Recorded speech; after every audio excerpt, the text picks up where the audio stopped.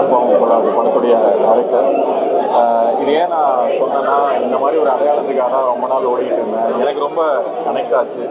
நானும் முதல் தலைமுறை பட்டதாரி தான்.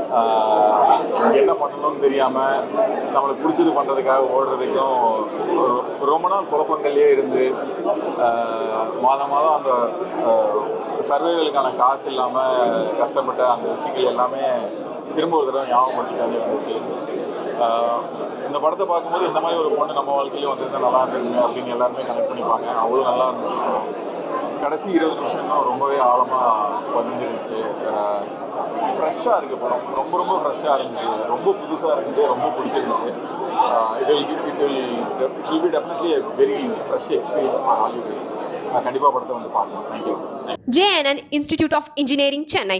Join CSE AINML, Cybersecurity, MBA and more. TNEA Counseling Code 1126.